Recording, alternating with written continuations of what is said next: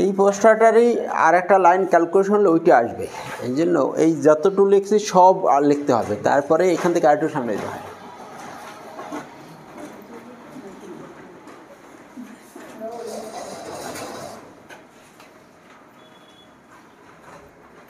এভাবে লিখে রাখো, ওই পোস্টার সব রিপিট করার পরে এরপরে বাকিটুকু লিখো।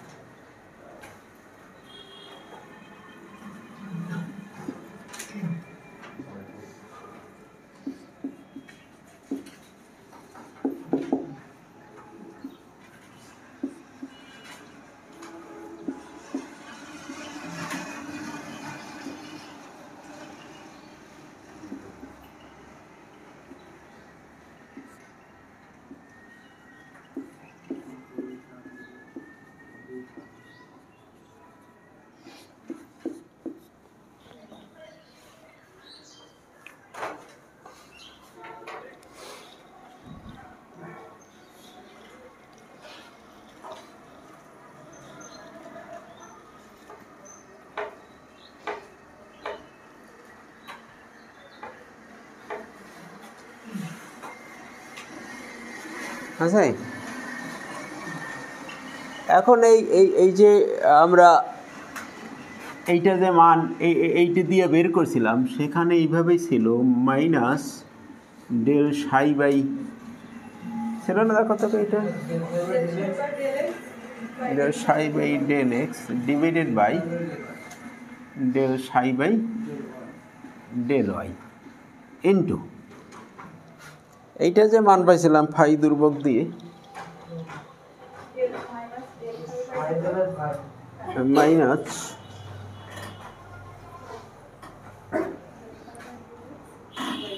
del phi by del x divided by del phi by del y equal to minus i. Just এই জায়গায় সেই মাধ্যমে বসাই দিলেই।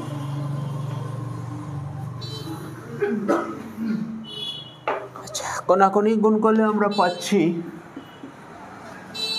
del phi by del x del phi by del x equal to minus del psi by del y del phi by del y।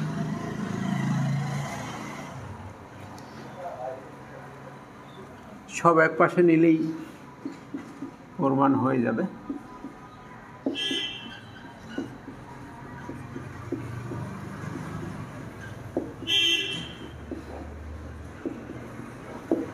ওভাবে প্রশ্ন না থাকে, এভাবেও থাকে এরকম।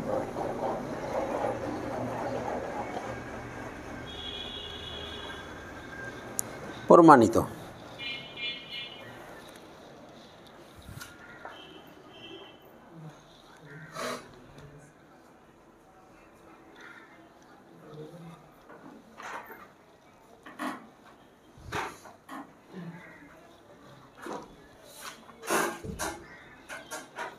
আচ্ছা, এরপরে আমরা চলে যাব 112 পৃষ্ঠায় বইয়ের নিশ্চলতা বিন্দু।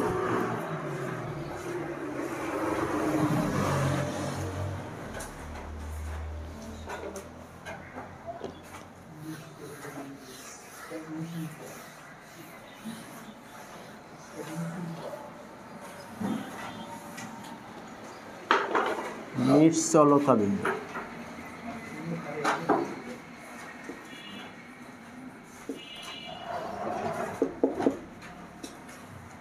এটা 1 নম্বরে কুইজ কোশ্চেনের জন্য 100%।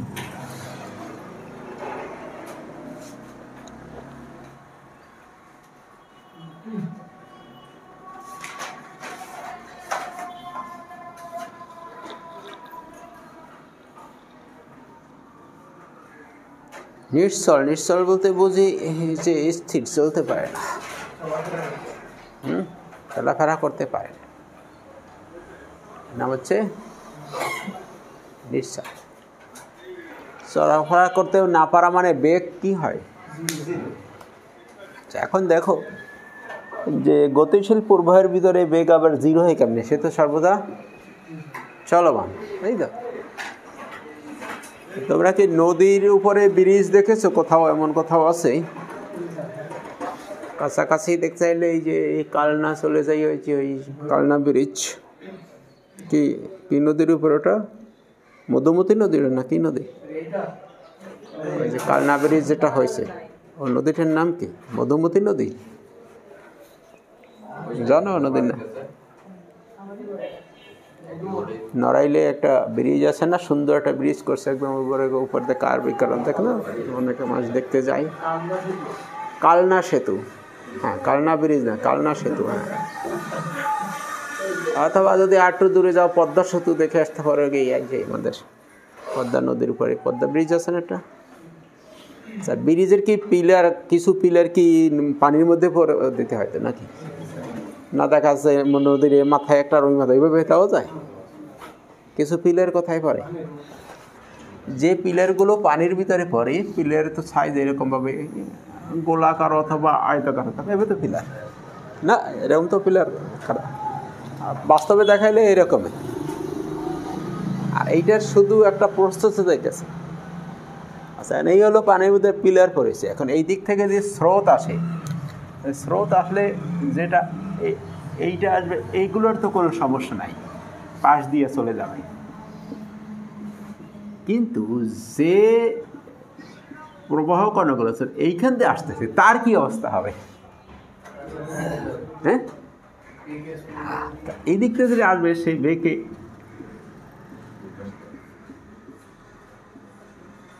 আবার এই সোজা হয়ে যাবে, ওই দিক দিয়ে বেগকে যাওয়ার পর আবার ওই যে সোজা ছিল,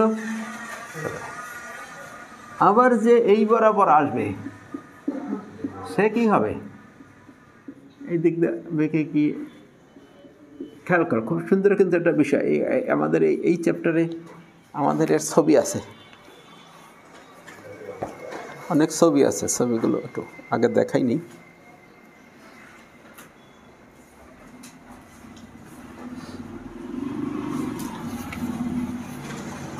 এই তো না, বইটি ছবি খোঁজো, এরকম ছবি আছে, অঙ্ক করার সময় লাগবে, দেখবা এই ছবি দেখা যায়। এরকম ঘটনার কথা বলা হচ্ছে, প্র্যাকটিক্যালি কি ঘটে, এই আমি আঁকতেছি। আচ্ছা, এখন একটা বিষয় খেয়াল করো, এই দিক থেকে যেগুলো আসবে, এইগুলো বেঁকে গিয়ে আবার কি হবে, এই দিক গিয়ে আবার আসলে। কিন্তু এই জায়গায় যে এই পাশে যে পানি যে থাকবে, এই জায়গায় যে পানিটা অবস্থান করবে, সেটা একদম স্থির থাকবে, তার কোনো বেগ থাকবে না। এই পাশে কারণ এইগুলো তো বেগ, কিন্তু এই পাশে পানিটা কি হয়ে যায় এইখানে, এ তো এদিক থেকে কোনো তো স্রোত পাচ্ছে না। এই জায়গায় সব কণাগুলো স্থির থাকবে, ওখানে দেখবা স্থির, ওখানে কোনো বেগ নাই। কথা বুঝে আসছে? এই জন্য নদীতে ব্রিজ হওয়া মানুষের জন্য ভালো হইলেও প্রকৃতির জন্য খারাপ। যেখানে ব্রিজ হয় ওখানে নদী মরে যায়, নদী সময় এই যে এইটার কারণে এদিকে তো স্রোত থাকে না, এই যে পলি জমে জমে নদী ভরাট হয়ে যায়। এই জন্য এই যে বড় বড় ব্রিজগুলো হচ্ছে না, এগুলো প্রকৃতির জন্য খারাপ। বাংলাদেশ এক সময় এই নদীগুলো শেষ হয়ে যাবে, থাকবে না। কেন বোঝা গেছে তো? নদী ভরাট হয়ে যাওয়ার কারণ হলো এই পিলার দেওয়ার কারণে এই স্রোত বাধাগ্রস্ত হচ্ছে। এই সব জায়গায় পলি জমে, ওই অঞ্চলের নদী কী হয়ে যাবে? ভরাট হয়ে যাবে। ঘন ঘন নদীর ড্রেজিং করতে হবে, নদীর খনন করতে হবে। আর একটা সময় নদী কী হয়ে যাবে? মালদা, মানে স্রোত থাকবে না, পলি জমে যাবে, নদী দেওয়া। এই সব জায়গায় যে বিন্দুগুলো, যে বিন্দুতে প্রবাহ বেগ শূন্য, সেই বিন্দুগুলোর নাম হলো নির্চলিত বিন্দু। তাহলে দেখো, যে বিন্দুতে প্রবাহ বেগ শূন্য তাকে নির্চলতা বিন্দু বলা হয়। সঙ্গে এইটুকুই। এরকম ঘটনা কোথায় ঘটে তার জন্য এত কথা বলছে, এই ছবি দেখাচ্ছি। যে বিন্দুতে প্রবাহ বেগ শূন্য তাকে নির্চলতা বিন্দু বলা হয়। এই প্রশ্ন উত্তর এইটুকুই, আর সামনে যাওয়া লাগবে না। আরও একটু আলোচনা এখানে আছে 1 নম্বরের জন্য, এটি যথেষ্ট। আচ্ছা, এরপরে আমরা যা পড়ব এই ঘটনার উপরে, এই চ্যাপ্টারের বাকি সব কিছু নির্ভর করবে। সেটা হলো 112 পৃষ্ঠায় জটিল বেগ বিভব।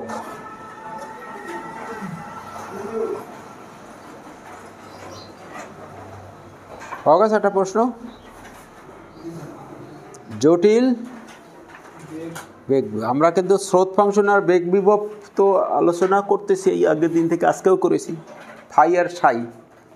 আর এখন প্রশ্নটা হলো কি, শুধু বেগ বিভব না, জটিল বেগ বিভব। তো শুধু ফাই, এইটাকে কি বলছি? বেগ বিভব। আর সাই স্রোত ফাংশন। এই ফাই আর সাই দুইজনকে একত্র করে ফাই প্লাস আই সাই, মানে সাইকে একটা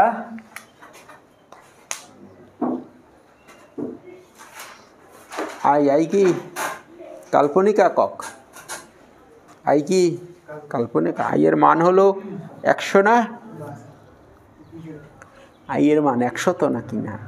না একটু কম, 99। হ্যাঁ,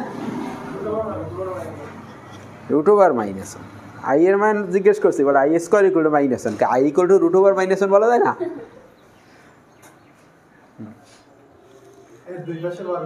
ঘটক গাছে ছেলের খবর নিয়ে মেয়ে বাড়িতে।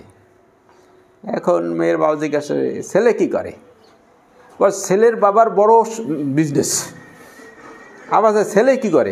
ছেলের মামা জার্মান থাকে। এবার জিজ্ঞাসা, ছেলে কি করে? ছেলের এক চাচা আমেরিকাতে বিশাল ব্যবসা আছে।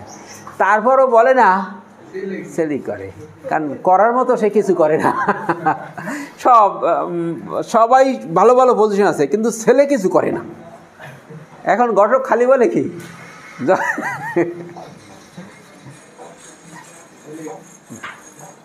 আইয়ের মান কত? আই স্কোয়ার মান -1। আইয়ের মান কত? I4 এর মান ইকুয়াল টু 1। তারপর আমরা বলি না আইয়ের মান কত? আইয়ের মান কত? √/-1। আইকে কি বলা হয়? কাল্পনিক একক। কাল্পনিক একক। একক কেন? ওই যে 1 আছে ভেতরে, এই জন্য। তাহলে এই সাইকে আই দিয়া গুণ করলে তার সাথে কী করবো? ফাই যোগ করবো। এর যে ফাংশন, নতুন একটা ফাংশন হয়েছে, এটা একটা জটিল ফাংশন কিনা? আই আছে, এই ফাংশনটাকেই বলা হয় জটিল বেগ বিভব। এইটার নাম হলো জটিল বেগ বিভব, কারণ এই ফাংশনটা জটিল ফাংশন, এর ভিতরে বেগ বিভব আছে, এই জন্য এর নাম দেওয়া হয়েছে জটিল। এই প্রশ্নটা আমরা লিখবো, লিখে পড়ো পরীক্ষার জন্য 100%। এটা আগে একটা ধারণা দিয়ে নিচ্ছি। এই জটিল বেগ বিভব কি? একটা জটিল ফাংশন যেটা দুইটা ফাংশন দিয়ে তৈরি। কি কি? বাস্তব অবাস্তব না। একটা হলো বেগ বিভব, একটা হলো স্রোত ফাংশন। এই সম্পূর্ণ ফাংশনটাকে বলে জটিল বেগ বিভব, কারণ এটা জটিল আই। জটিল বেগ বিভবের বাস্তব অংশ হলো বেগ বিভব, আর কাল্পনিক অংশ হলো স্রোত ফাংশন। এই ঘটনাটাকে কি করতে হবে? এটা ব্যাখ্যা করে লিখে আনতে হবে।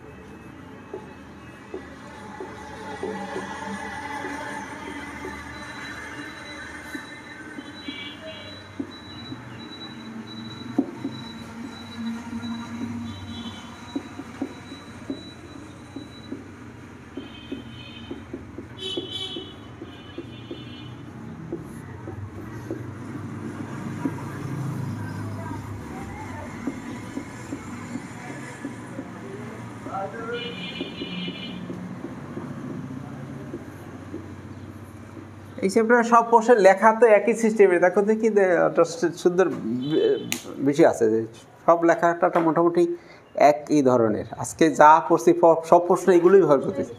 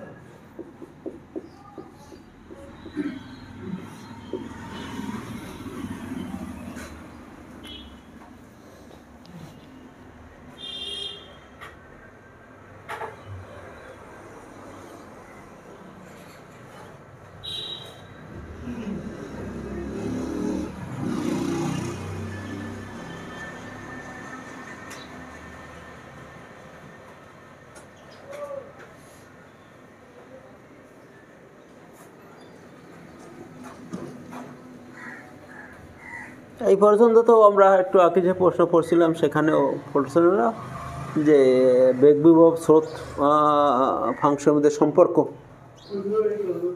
এটা পাইছিলাম তো একটু। আচ্ছা, এখন আমরা জটিল বেগ বিভব কীভাবে নিয়ে আসবো দেখো।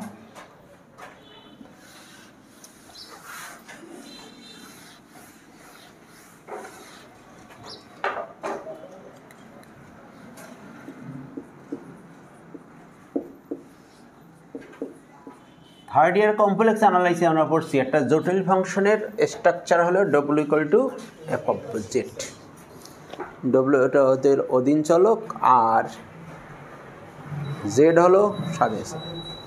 এই ডব্লিউ কিন্তু আমাদের এই হাইড্রোর বেগের অংশ না, ওই যে জেড অক্ষবার বেগ অংশ ওই যে ইউতে সেই ডব্লিউটা না, কিন্তু এইটা হলো জটিল ফাংশনের অধীন চলক, জটিল ফাংশনের একটি জটিল ফাংশন।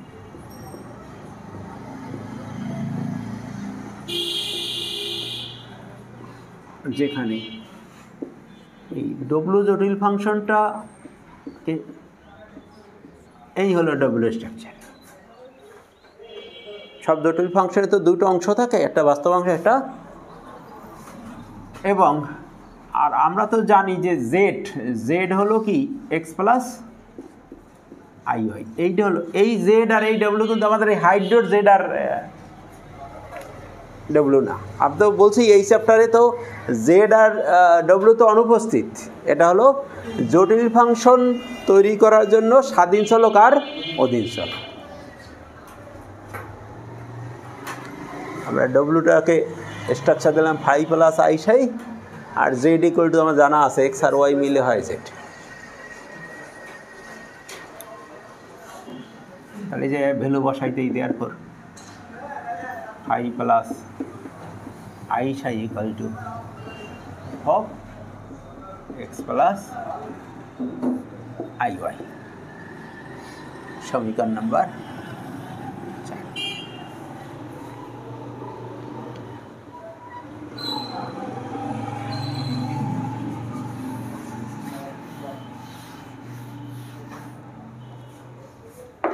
4।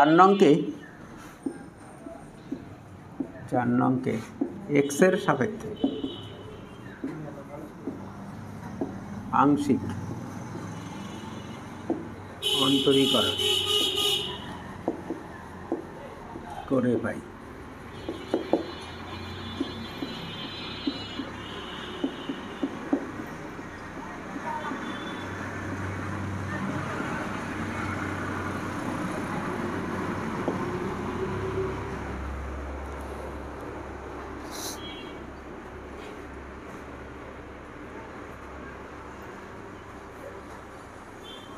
এক্সের সাথে ডেরিভেটিভ করছি, এটা আংশিক ডেরিভেটিভ হয়েছে। এফ আছে এই জন্য এফ ড্যাশ দিয়েছি, আর নিচ ভিতরে এক্স আছে এই জন্য 1 আছে।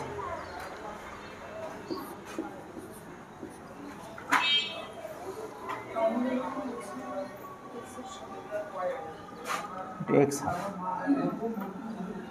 সবাই মনে ওয়াই লিখে বসে আছে।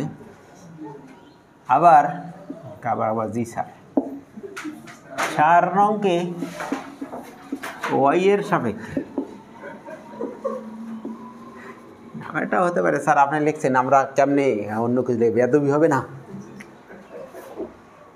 ভুল হইলেও স্যারের লেখায় কি আর কেটে অন্য কিছু লেখা যায়? মারাত্মক ভক্তির লক্ষণ।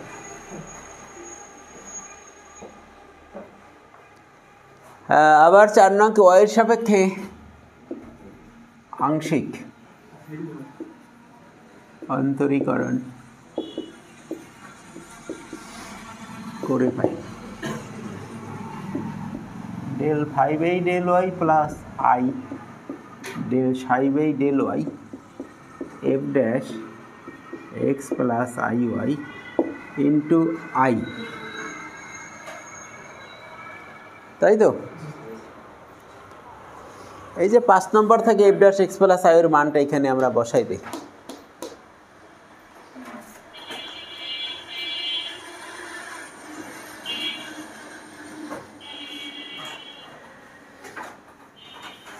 নাম্বার থেকে বসাবো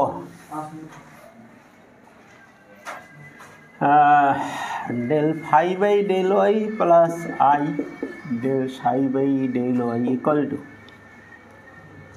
I into del phi by del x plus i del psi by del x.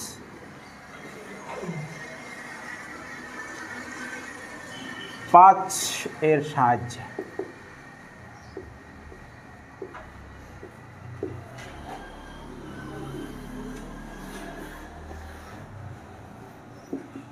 I del phi by del x minus del psi by del x, বুঝো কি না?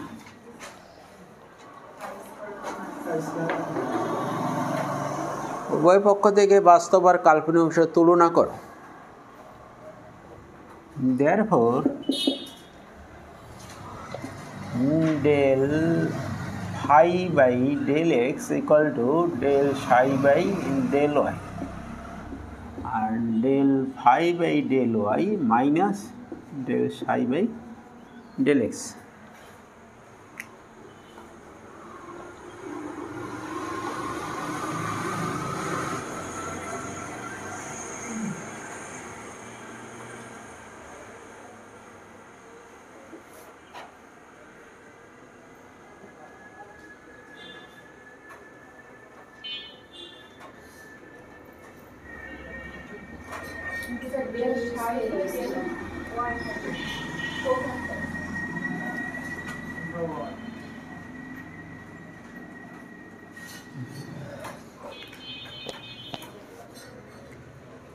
তাহলে আমরা এই যে ডব্লিউকে 5 পেলে তো আইসাই মান দিয়ে ক্যালকুলেশন করে যা পেলাম তা 3-এর অনুরূপ কিনা, 3 নাম্বার দেওয়ার কথা সেইটাই আসছে কিনা দেখো তো, যাহা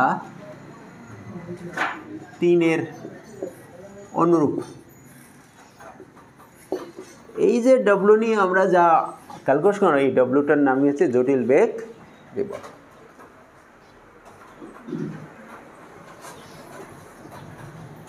এখানে জটিল ফাংশন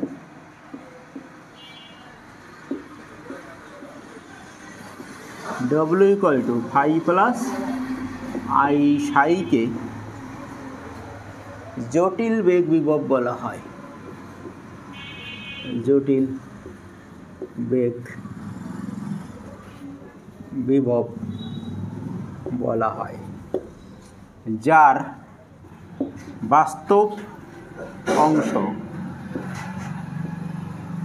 বেগ বিভব এবং কাল্পনিক অংশ স্রোতাংশ।